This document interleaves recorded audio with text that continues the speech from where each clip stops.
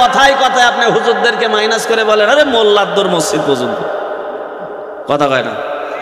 আপনাদের এলাকায় মনে এটা বলে না, বলে মোল্লার দৌড় মসজিদ পর্যন্ত। মোল্লার দৌড় কি মসজিদ পর্যন্ত? কোনোদিনও নয়। মোল্লার দৌড়ই হলো জান্নাত পর্যন্ত, কথা বলেন ঠিক না বেঠিক? মোল্লা দুনিয়াতে ভালো কাজ করে জান্নাত পর্যন্ত যাবে, মসজিদ পর্যন্ত খালি মোল্লার দৌড় নয়। মোল্লার দৌড় যে একেবারে মসজিদ পর্যন্ত নয়, এটার জন্য একটা গল্প শোনাই আপনাদেরকে, শুনেন। এক রাজা দুনিয়ার জমিনে ইচ্ছা পোষণ করেছে যে আমাকে যে নতুন গল্প শোনাতে পারবে আমি তারে অর্ধেক রাজ্য দিয়ে দেবো। এখন উজির বাটপারে বলতেছে, রাজা মশাই আপনার মাথাটা কি খারাপ হলো? রাতে কি বোতল দুইটা বেশি মারা হয়েছে? বলতো আমি রাজা তুই উজির, কয় মাথায় ঢুকলো না। বলতেছে আমার ইচ্ছা পোষণ হয়েছে, আমি নতুন গল্প শুনবো। এখন যে আমাকে নতুন গল্প শোনাবে আমি মজা মেরে শুনবো, তৃপ্তি নিব, আমার চাহিদা মেটাবো। মেটানোর পরে রাজ্যে যাতে না দেওয়া লাগে এই জন্য বলবো আরে ঘোড়ার ডিম এতক্ষণ যা শোনালে এত আমি জানি। কি সিটার দেখে, মানে এতক্ষণ যা শুনলে মন মতন শুনবে, শোনার পরে বলবে এ তো আমি জানি। ঘটনাক্রমে চারিদিকে আপনাদের এই কি বলে বেলপুকুর থানার চারিদিকে মাইকিং করা হয়ে গেছে। আপনাদের এলাকায় এমন লোক কি নাই যে সকালবেলা চাষটলে গিয়ে ওর গল্পের চোটে আর অন্য কোনো লোক কথা বলতে পারে না? আছে না এরকম গল্পবিদ? আছে না? আছে। মনে করেন ওই রাষ্ট্রে এইরকম বড় বড় 5 জন গল্পবিদ চলে গেছে রাজাকে গল্প শোনাবে। রাজার তো আগেই বুদ্ধি আটা আছে, রাজ্য যাতে না দেওয়া লাগে মন মতন এই লোকগুলি সুন্দর করে গল্প শোনাচ্ছে, নতুন নতুন গল্প। শোনার পরে রাজা বলতেছে বাপু লাভ হইল না, এটা আমার আগে থেকেই জানা আছে। মেজাজটা কিরকম খারাপ হয়। 5 জনই শুনে বাড়ির দিকে রওনা দিচ্ছে, মন মেজাজ ভালো না, আসলেই কামিয়াব হতে পারে নাই, সাকসেস হতে পারে নাই মিশনে। এই জন্য তারা রাগান্বিত। রাস্তায় ইমাম সাহেবের সঙ্গে দেখা, এই জায়গায় তো খেলা। কার সাথে? ইমাম সাহেব, ওই যে মোল্লা। ইমাম সাহেব সালাম দিচ্ছে, আসসালামু আলাইকুম রহমতুল্লাহ, চাচারা কই গেছিলেন? বলতেছে বাপু আর বলে না, মেজাজ বড় খারাপ আছে। রাজার দরবারে গিয়েছিলাম নতুন গল্প শোনানোর জন্য।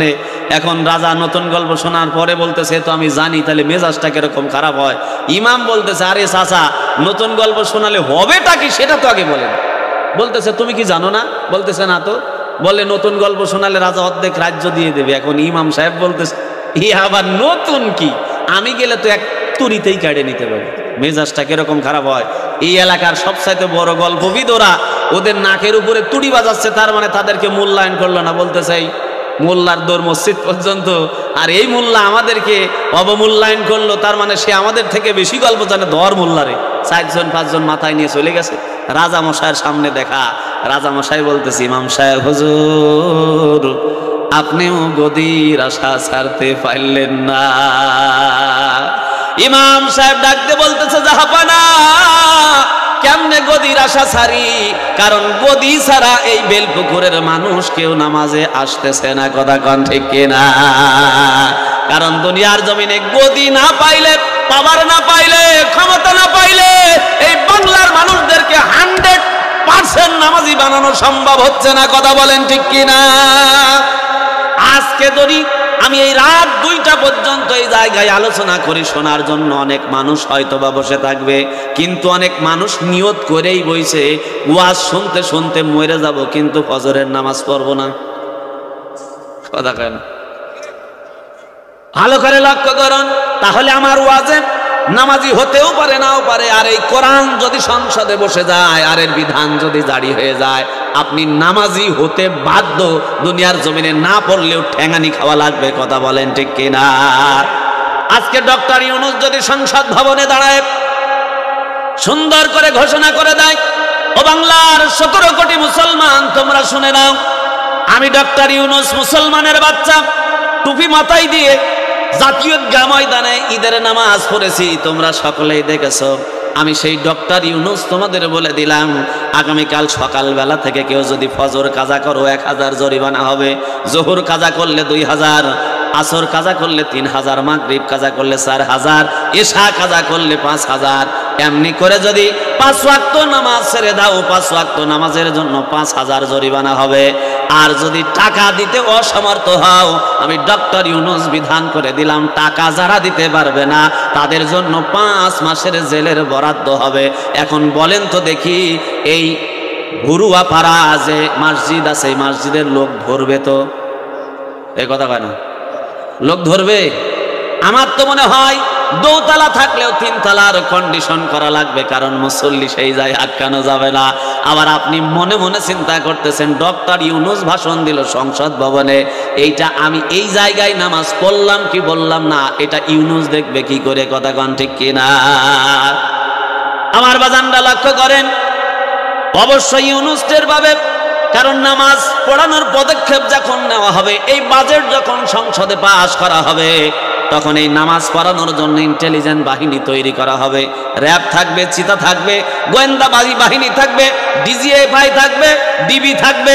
দুনিয়ার জমিনে সব গোয়েন্দা বাহিনীগুলো আপনাকে পর্যবেক্ষণ করবে। কোনো কারণবশত যদি আপনি নামাজ ছেড়ে দিয়েছেন এইটা শনাক্ত হয়, দুনিয়ার জমিনে যে জায়গায় আপনাকে ধরা হবে, আগে নগদে 200 বার কান ধরে ওঠবোস করানো হবে, আর অনাদায়ে টাকা জরিমানা না হলে জেল খাটা লাগবে। এই ঘোষণা হওয়ার পরে মনে করেন বেলপুকুর থানা থেকে একটা গাড়ি ঢুকেছে এই দিকে, 1:30 বাজে, সেই সময় নামাজ চলতেছে মসজিদের মধ্যে। হঠাৎ করে হাত কাটা শান্ত বেড়ি টানতে টানতে মসজিদের কিনার দিয়ে যায়, ঘুমাতেছে আকাশের দিকে। হঠাৎ করে পুলিশের গাড়ির হুইসিল, ভ্যাঁ ভ্যাঁ, কিসের বেড়ি রে? হাত কাটা শান্ত, ডাইরেক্ট ডান দিকে ফেলে দিয়ে গুরুয়াপাড়া মসজিদ কোন জায়গায় রে দিছে একটা দৌড়, গিয়ে সে একেবারেই নিয়তে দাঁড়ে আল্লাহু আকবার। ওযু আছে? কথা কয় না, ওযু আছে? এখন বেড়ি ফেলে দিয়ে এই নামাজে দাঁড়াইছে কি জন্য জানেন? কিছুক্ষণের মধ্যে গাড়ি এসে যদি দেখো রাস্তায় বেড়ি টানে নামাজের সময়, তাহলে নগদে 200 বার কান ধরে উঠবোস, আর না হলে জরিমানা, না হলে জেলখানা। ঠেলার নাম কি বলেন তো দেখি? তাহলে ভালো করে লক্ষ্য করুন, বাংলাদেশে পর্যন্ত যত নেতা এসেছে, এই নেতাগুলি শুধুমাত্র দেখেছি যারা ক্ষমতার চেয়ারে বসেছে, এই নেতাগুলি দেখেছি ভোটের সময় টুপি মাথায় দিয়ে মানুষের সামনে গিয়ে ছদ্মবেশ ইমানদার সেজে মানুষদের কাছে ভোট ভিক্ষা করার পরে আবার মাথার টুপি ফেলে দিয়েছে। কথা বলেন ঠিক কিনা? এদেরকে বলে ধর্ম ব্যবসায়ী, আর আলেমদেরকে আপনারা ধর্ম ব্যবসায়ী বলেন। আলেমরা ধর্ম ব্যবসা করে না, আলেমরা ধর্মের কথা বলে। কথা বলেন ঠিক না বেঠিক? ধর্মের ব্যবসায়ী তো তারাই যারা ইলেকশন আসার পরে তসবিহ হাতে নাই। ধর্মের ব্যবসায়ী তো তারাই যারা ইলেকশন আসার পরে পাঞ্জাবি টুপি পরে মানুষদেরকে ধোঁকা দেয়। কথা বলেন ঠিক না বেঠিক? আপনি ভালো করে লক্ষ্য করবেন, পাহাড়ের নিচ থেকে যদি আপনি পানি সেচতে থাকেন, একটা বালতি নিয়ে পানি সেচতেছেন, কিন্তু পাহাড়ের উপরে পানি তুলতে আপনি সমর্থ হবেন না। পারবেন কি আপনি? আপনার ঘাম ঝরতে থাকবে, রক্ত শুকায় যাবে, তথাপি পানি তুলতে পারবেন না। কিন্তু আপনি এক বালতি পানি নিয়ে যদি পাহাড়ের চূড়ায় চলে যান, আর ওই জায়গা থেকে যদি পানিটা ঢেলে দেন, আপনি পাহাড়ের চূড়া থেকে পাহাড়ের একেবারে নিচে পানিটা গড়ায় পড়বে। কথা বলেন ঠিক কিনা? কারণ পানির খাসিয়ত হলো উপর থেকে নিচে, কথা কয় না, উপর থেকে নিচে আসা। এটা হলো পানির খাসি, উপর থেকে নিচে আসা সহজ। উপর থেকে নিচে আসা কি সহজ, নিচ থেকে উপরে ওঠা কঠিন। ভালো করে লক্ষ্য করুন, প্রধানমন্ত্রী যদি নামাজি হয়, মন্ত্রীগুলি যদি নামাজি হয়, এমপি গুলি যদি নামাজি হয়, সচিবালয়ের সব সচিবগুলি যদি নামাজি হয়, উপজেলা চেয়ারম্যান যদি নামাজি হয়, দুনিয়ার জমিনে চেয়ারম্যানগুলি যদি নামাজি হয়, মেম্বারগুলি যদি নামাজি হয়, আমি আলী মর্তজা বলে গেলাম, বাংলাদেশের জনগণ নামাজি হতে 72 ঘন্টা লাগবে না। কথা বলেন ঠিক কিনা? এবার ইমাম সাহেব রাজা মশাইকে ডাকতে বলতেছেন, রাজা মশাই, আমিও আপনাকে নতুন গল্প শোনাতে এসেছি এই কারণ গদি পাওয়া যাবে, রাষ্ট্র পাওয়া যাবে, আর রাষ্ট্র পাইলেই এরপরে মানুষ নামাজ কেমনে পড়ে না এইটা দেখে নেব সংসদে বিল পাস করে। কথা বলেন ঠিক কিনা? রাজা মশাই বলতেছে, বাবু তাহলে আমি তোমারে অপমান করতে চাইছিলাম না, তুমি এখন সাইদে যদি এই জায়গায় অপমান হতে চাও তাহলে তোমার কোনো কিছু করার নাই। কারণ রাজার মতলব হচ্ছে যে গল্পই শোনাক, ও শোনার পরে বলবে তো আমি আগে থেকেই জানি। মানে শয়তান কি যত রকমের আছে এর মধ্যে আছে। কথা কোন ঠিক না ভাই? ঠিক। এবার ইমাম সাহেব ডাকতে বলতেছে, রাজা মশাই, আমি যে গল্পটা বলবো এটা বহু পুরাতন গল্প, আপনি মনোযোগ সহকারে শুনবেন, যারা এখানে উপস্থিত আছেন তারাও মনোযোগ লাগাবেন। সকলে বলতেছে হ্যাঁ ঠিক আছে। রাজা মশাই বলছেন, হ্যাঁ আপনি গল্প শুরু করুন। ইমাম সাহেব, মোল্লা সাহেব বলতেছেন, রাজা মশাই যেহেতু অনেক পুরাতন গল্প, মজা লাগবে এবং কানটা খাড়া করে আপনার শোনা লাগবে, বলে ভুনিতা না করে তাড়াতাড়ি তুমি বলো। ইমাম সাহেব ডাকতে বলতেছেন, আপনার দাদা আর আমার দাদা একেবারে ছোটবেলার বন্ধু ছিল, এটা কি আপনি জানেন? ওই যে আগের ডায়লগ, হ্যাঁ আমি জানি। কিন্তু জানে না কোন জালে জড়াচ্ছে। কথা কয় না? আপনার দাদা আর আমার দাদা ছোটবেলা থেকে এমন বন্ধু, একজন আর একজনের জন্য জান দিতে পারে, এটা কি আপনি জানেন? বলে হ্যাঁ জানি। ইমাম সাহেব এবার বলতেছে, হঠাৎ করে বড় যখন হয়ে গেছে সংসার জীবন, আপনার দাদা কি যেন এমন একটা বড় বিপদে পড়ে গেল, আমার দাদার কাছ থেকে 2000 বিলিয়ন কোটি টাকা ধার নিয়েছে, এটা কি আপনি জানেন? এখন তো চুপ। এখন যদি আগের পদ্ধতি মানে বলতে যায় যে হ্যাঁ আমি জানি, এখন ইমাম সাহেব বলবে কি এতদিনের টাকা তাহলে দিস নিকে? কথা কয় না? আর যদি টাকা না দিতে চায় যে না আমি জানি না বাবু, তাহলে নতুন খবর, তাহলে অর্ধেক রাজ্য গেল। কি গেল? অর্ধেক রাজ্য গেল। এই জন্য এই বাংলাদেশেও কিছু কিছু বুদ্ধিজীবী এবং রাজনীতিবিদেরা মনে করে মোল্লা খায় হচ্ছে পরের বাড়ির মুরগির মাথা, আর পড়ায় নামাজ মসজিদ, এদের মাথায় কত বুদ্ধি আছে, এদের দৌড় তো মসজিদ পর্যন্ত না ভাই। মোল্লারা সব জায়গায় আরহাম থাকে না, কিছু কিছু জায়গায় আসাদে বাতিল এবং দুনিয়ার জমিনে তাগুদের বিরুদ্ধে দাঁড়াতে সক্ষম। কথা বলেন ঠিক না বেঠিক? সব জায়গায় নিশ্চুপ মোল্লারা থাকে না। দুনিয়ার জমিনে আপনারা জানেন নবী করিম সাল্লাল্লাহু আলাইহি ওয়াসাল্লামের সাহাবীদের মধ্যে সবচাইতে নরম সাহাবীর নাম হলো হযরত আবু বকর। নাম কি? হযরত আবু বকর। আল্লাহ রাসূল বলছেন আমার সাহাবীদের মধ্যে সবচাইতে আরহাম নরম সাহাবী হলো হযরত আবু বকর, আর সবচাইতে গরম যিনি তার নাম হলো হযরত উমর। তার নাম কি? হযরত উমর। মক্কার চারিদিকে ইহুদিদের বসবাস। ইহুদি একটা পণ্ডিত ছাত্রদের শিক্ষালয় তৈরি করে সেই জায়গায় তাদেরকে পড়ান। সব জায়গায় আরহাম থাকা যাবে না, এটা বোঝানোর জন্য বলছি, ভালো করে লক্ষ্য করুন। হযরত আবু বকর গেলেন, চিন্তা করলেন ইহুদি পণ্ডিত যদি ঈমান আনে তাহলে ছাত্রগুলো ঈমান আনতে সহজ হবে। তাকে কালেমার দাওয়াত দিলেন। ইহুদি ডাক দিয়ে বলতেছে, তুমি কোন আল্লাহর কথা বলো যে আল্লাহ নিজেই ফকির? বলে কেমনি করে বললে? আল্লাহর নামে কটূক্তি করো তুমি, কথাটা ভালো হলো না। বলে তোমার আল্লাহ কোরআনের মধ্যে বলেছে, দুনিয়ার জমিনে আল্লাহ তাবারাক ওয়া তাআলা বলছে আকিমুস সালাওয়াতুজ যাকাত। আল্লাহ তাবারাক ওয়া তাআলা যদি ফকির না হবে তাহলে যাকাত কেন চাই? কি তাফসীর বুঝছে বা চিন্তা করেন?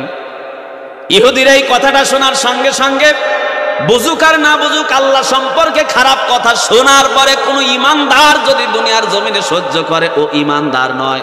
কথা কোন ঠিক না বেঠিক? আবু বকর যতই আরহাম হোক, আল্লাহকে নিয়ে কটূক্তি করার কারণে একেবারে ডান হাতের জুব্বার হাতাটা একেবারে কবজি পর্যন্ত জড়ায় টাইনে একটা সজোরে 100 মিটার গতিতে একটা কষে ঝাড়ছে। ইহুদি গালের উপরে ধরে তার 5টা আঙ্গুলি বসে গেছে। ইহুদি চিন্তা করতেছে মুহাম্মদুর রাসূলুল্লাহ সাল্লাল্লাহু আলাইহি ওয়াসাল্লামের ডান হাত আবু বকর আমাকে মেরেছে, বিচারটা দিব কার কাছে? আল্লাহর রাসূলের কাছে গিয়ে বলছে, মুহাম্মদ আবু বকর আমার গালের উপরে থাপড় দিয়ে কি করেছে একটু লক্ষ্য করে দেখো। আল্লাহ রাসূল বলতেছেন, ভাই ইহুদি রে, তোমার মনে হয় ব্যক্তি আইডেন্টিফাই করতে তোমার একটু ভুল হয়েছে। এই মারামারি, কাটাকাটি, গড্ডান ওড়ানো এইসব কাম আমার আবু বকর করে না। আমার মনে হয় তোমারে থাপ্পড়টা মেরেছে ওমর, তোমার মানুষ চিনতে ভুল হয়েছে। কথা বলেন সুবহানাল্লাহ। আমার আবু বকর তো আরহাম প্রকৃতির। আবু বকর কোনোদিন এইরকম মারপিট করে না। আমার মনে হয় এইটা করছে ওমর, তোমার দেখতে কিছু ভুল হয়েছে। ইহুদি ডাক দিয়ে বলতেছে, মুহাম্মদ সাল্লাল্লাহু আলাইহি ওয়াসাল্লাম, দুনিয়ার জমিনে আমি সচক্ষে দেখেছি আমাকে যিনি থাপড় দিয়েছেন, আমাকে যিনি আঘাত করেছেন তিনি আর কেউ নয়, তিনি হলেন Abu Bakr. In the meantime Abu Bakr চক্কর দিয়ে সেই জায়গায় এসে দাঁড়িয়েছেন। দুনিয়ার জমিনে ডাক দিয়ে বলছে, আবু বকর তুমি এই ব্যক্তিটাকে আঘাত করেছো, কথাটা কি সত্যি? বলে হ্যাঁ ইয়া রাসূলুল্লাহ। কেন আঘাত করলে? হযরতে আবু বকর বলছেন, এরা মক্কা নগরীর চারিদিকে ব্যবসা বাণিজ্য করে, আমরা কি বাধা দিয়েছি? কয় না। এরা বিশাল বিশাল পাঠশালা করেছে, আমরা কি বাধা দিয়েছি? বলে না। আমরাও বাংলাদেশে যারা নিরীহ আলেম ওলামা, দুনিয়ার জমিনে আমরা পদ্মার টাকা হাজার হাজার কোটি টাকা আপনারা মেরে খেয়েছেন, তারপরেও আমরা কোনো কথা বলি না। একটা বালিশ তুলতে 10,000 লাগালেন, তারপরেও কিন্তু কিছু বলি নাই। রেল খায় শেষ করলেন, দুনিয়ার জমিনে ব্যাংকগুলিকে একেবারে খালাস করে দিয়ে সুইস ব্যাংকে টাকা রাখলেন, তারপরেও কিছু বলি নাই।